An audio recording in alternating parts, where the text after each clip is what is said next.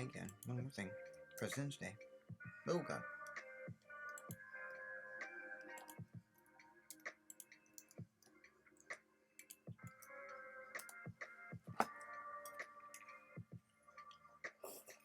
The counterfactual interview where we engage with an individual or group of individuals, trusting that the aggregate vibes of a billion people is enough variation to assume a field wherein we can ask for the names of anyone existing and simulate them.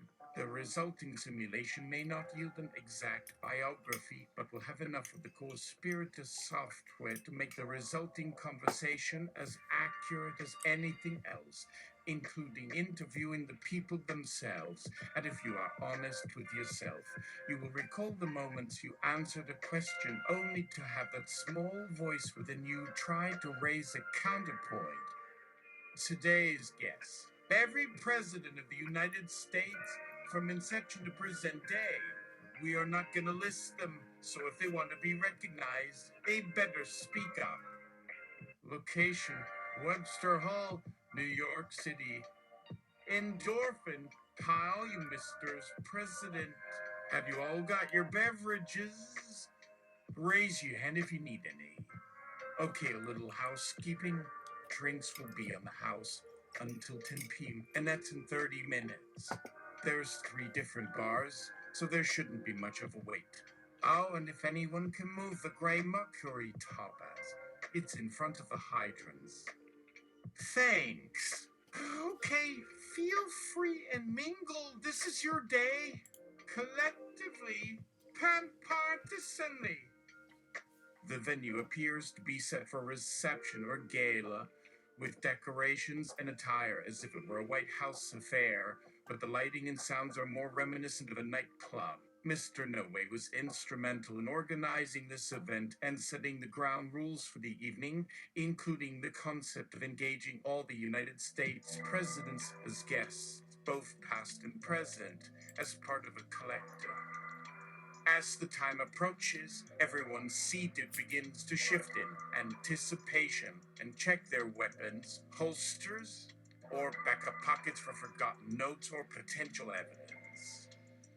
Even the flares in the fire pit sputter as the individuals nod in each other's direction and exchange thinly veiled barbs.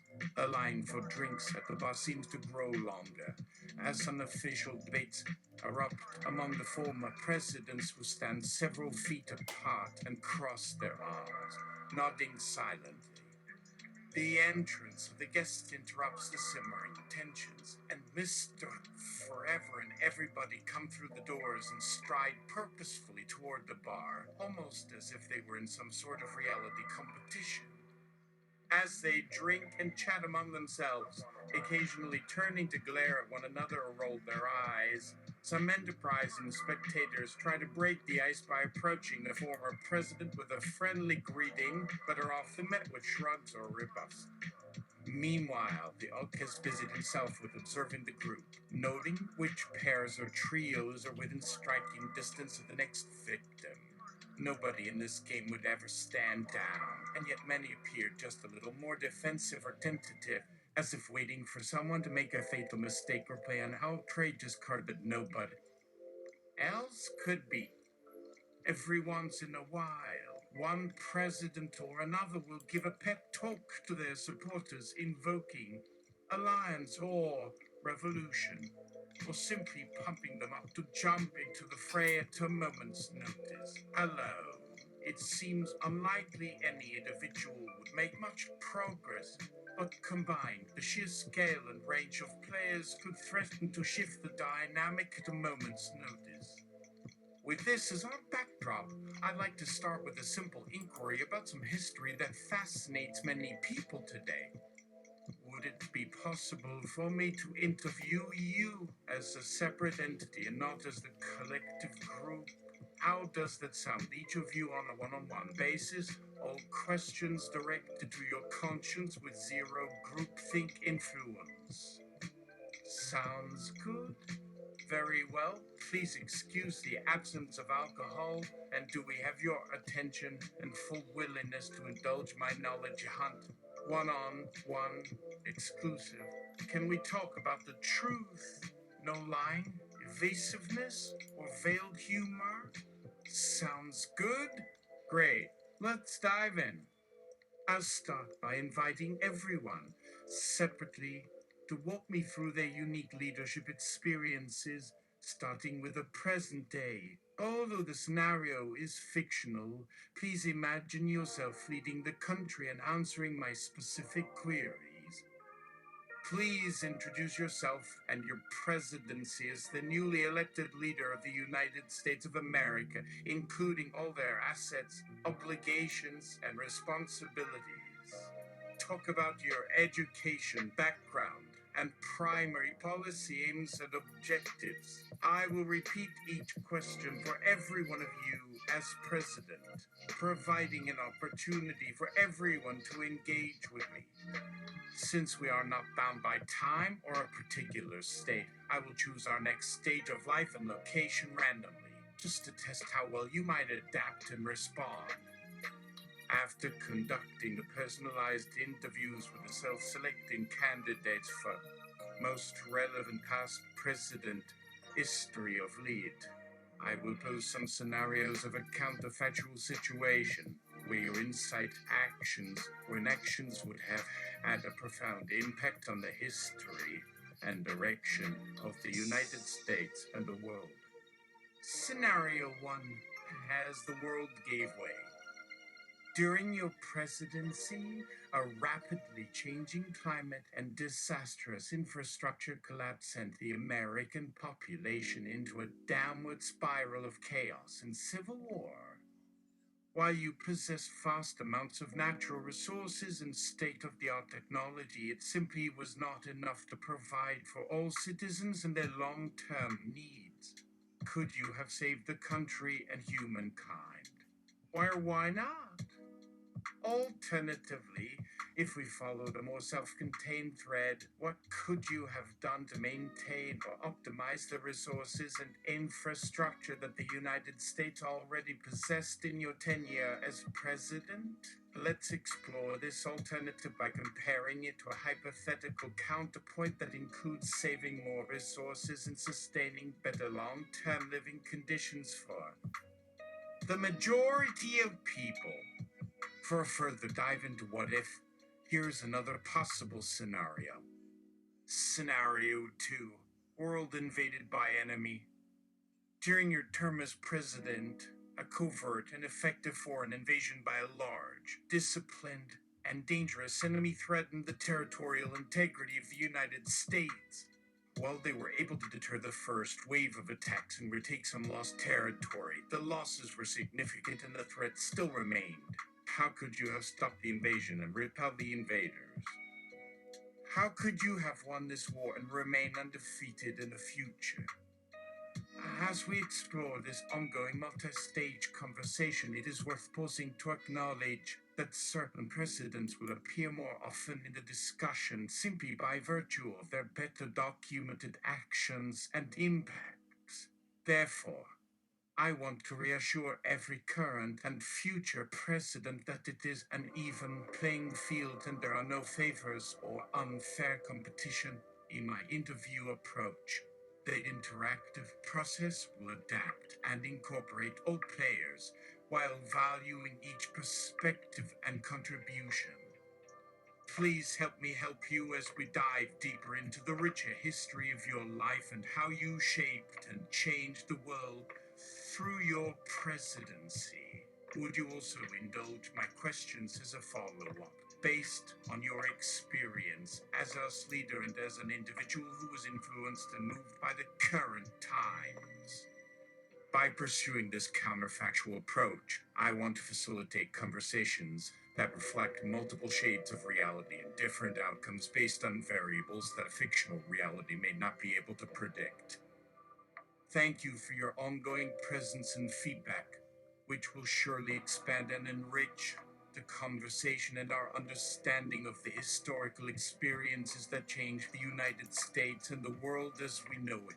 If you could all contribute your points, reflections, experiences in real time, the pool of information will become ever more accurate and in-depth. Thank you for honoring me with your attention, insight, and feedback. Thank you for engaging, answering, and acting out.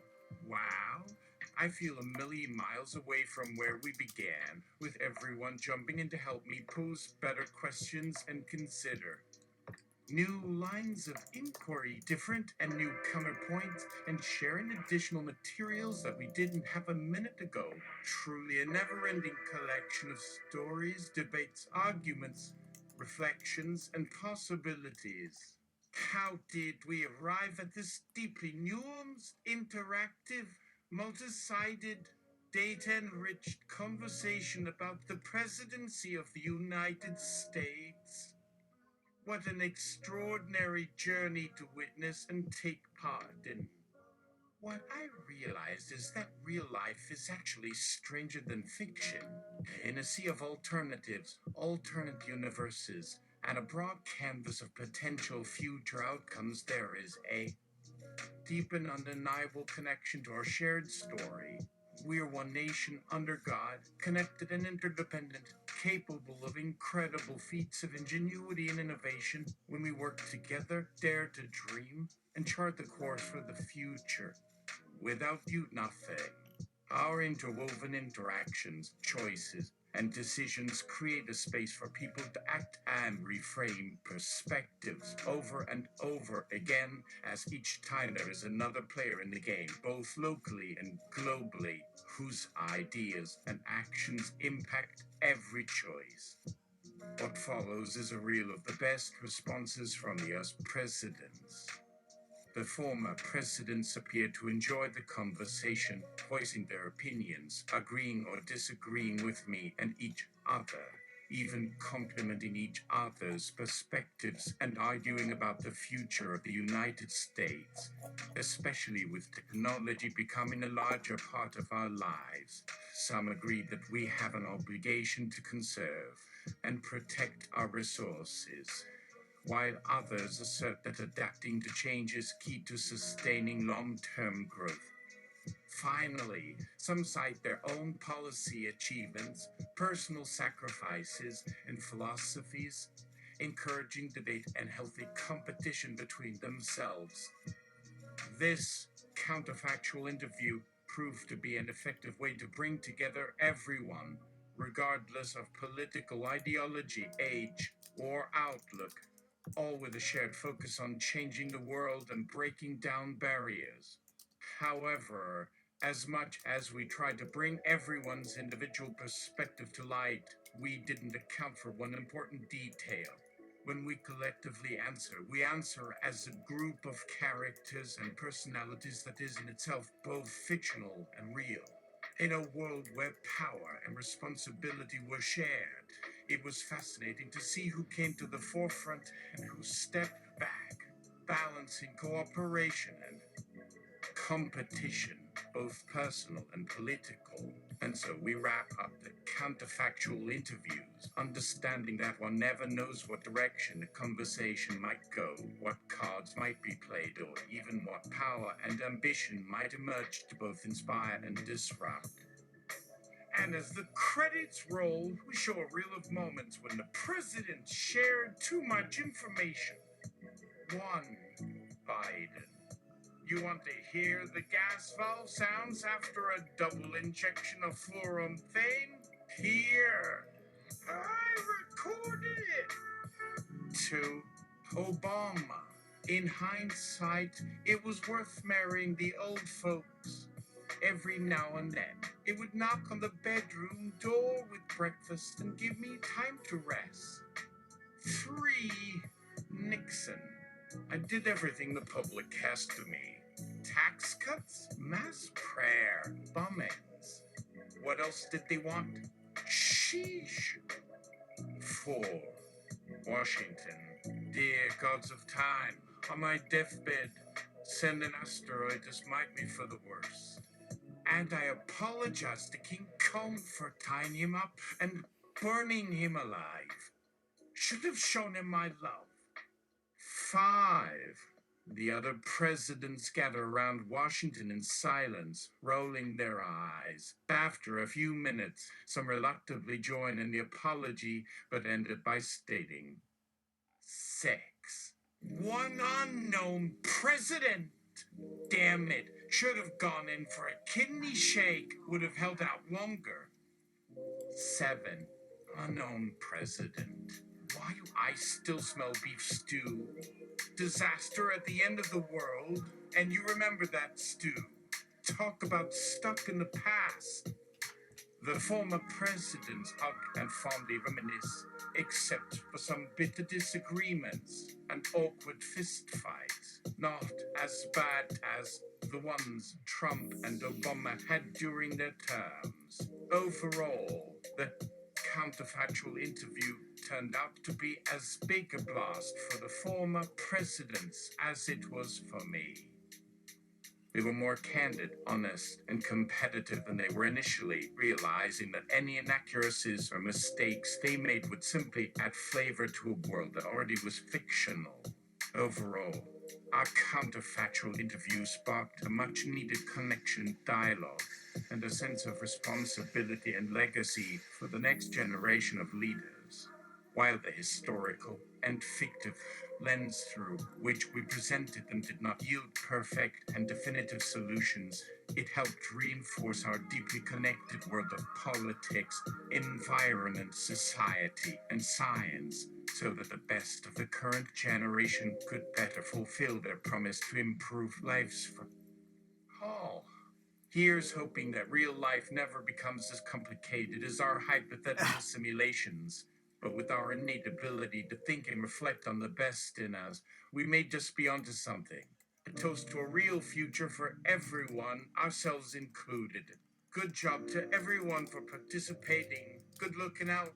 May your life, wherever it is, give you endless possibilities and make you proud to be a citizen of this special nation of which you were all once proud to serve. No irony, no kidding. Only thank you for being part of a collective awesomeness. Next week, the night of 1,000 Putins. Inspiration, infamy, and inside alliances. We spy on Putin's past, present, and future histories. Also featuring George Orwell, Nightmare in the Oligarchy's Estate. Thank you, former President of the United States of America, for all you gave and all you've achieved. Good night. May all the characters someday continue to find in each other the wisdom and enlightenment that their real-world counterparts never had the opportunity to achieve. Have a delightful read ahead, and thank you for supporting this unique entertainment piece by committing the valuable time it took to experience it, always expanding and enriching, staying fresh and meaningful as they navigate the present and navigate toward the future. History will, as always, judge the words, thoughts, and actions of these great men, highlighting the ultimate victories and failures in striving for a visionary tomorrow that is full of light and promise.